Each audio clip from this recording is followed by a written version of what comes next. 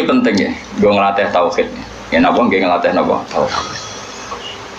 Setan itu kepinginnya uang itu gak berpikir, sehingga terjadilah teori tobiyah. Tobiyah itu alam ini wujud dengan dirinya sendiri. Kata dengan sendirinya sendiri itu diulang-ulang. Terus ditambahi rofahiyah, eling-eling rofahiyah itu urip mapan.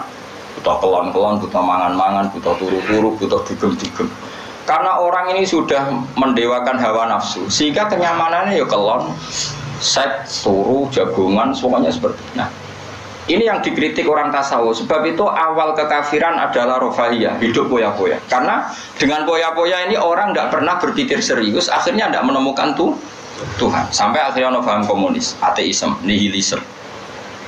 Saya itu pernah ketemu orang ateisme, tanya saya gini, Pak Bah, saya ini cara berpikir ateis. Saya mau iman, kalau Anda bisa membuktikan Tuhan itu siapa? Lalu buktinya apa kalau ada Tuhan?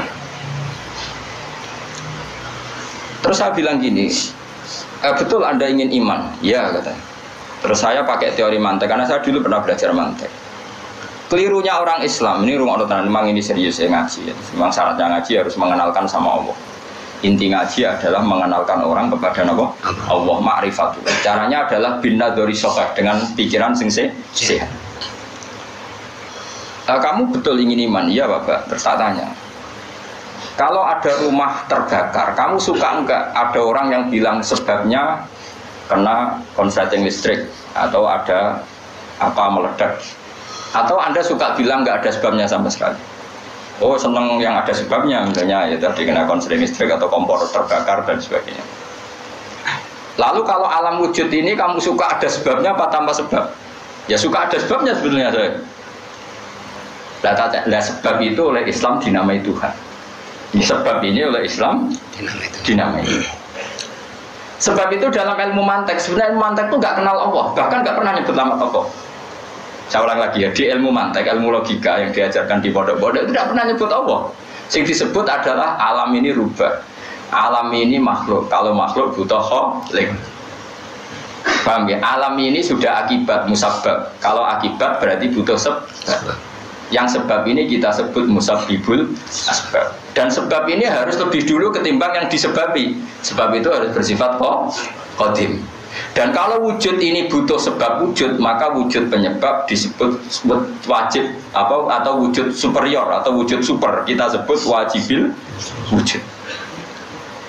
Paham ya? Sehingga wujud yang ada ini kita butuh sebab.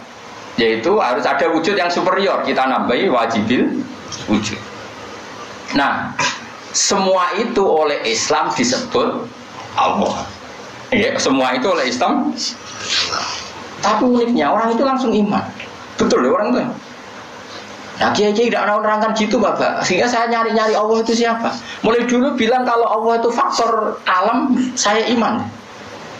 Itu kelirunya kita membalik logika. Dia mau iman, tapi dia nyaman dengan istilah Allah itu apa yang dikatakan Tuhan adalah penyebab dari semua ini. Mungkin Einstein bilang itu kausa prima, mungkin orang modern bilang apa saja. Paham sih kalau maksudnya? Jadi akal itu harus menemukan itu pasti nggak nyebut Allah. Nah Islam yang mengatakan itu Allah.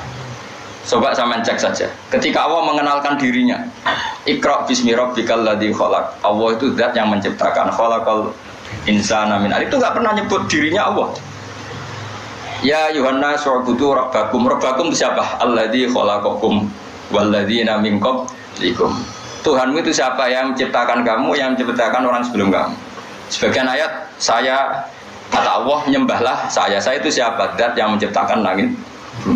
Nah kemudian sifat-sifat ini oleh Islam yang punya sifat itu dinamai Allah.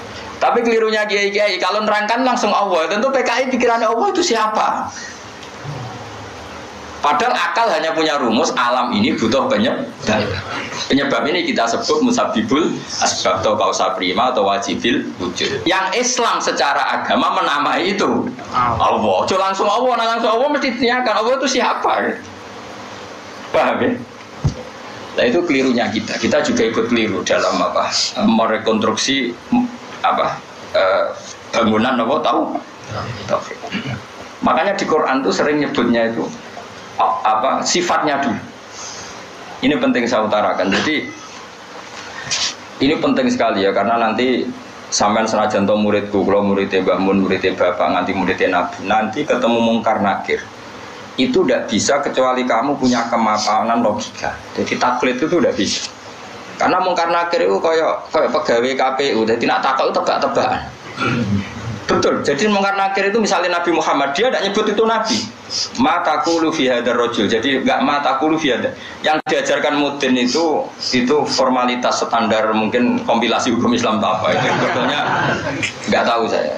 Kalau di Bukhari di Muslim, malaikat mungkar nakir tanya gini, ma taqulu fi hadzal rajul. Bagaimana komentar kamu tentang hadzal rajul? Bukan Nabi ngitang. Lelaki itu siapa?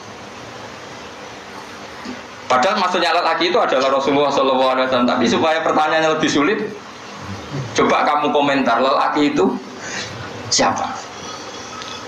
Terus di situ di Bukhari diterangkan fa'amal munafik, fa'amal murtab. Orang munafik atau murtab, orang yang ragu. Terus dia komentar, kata orang-orang sing dia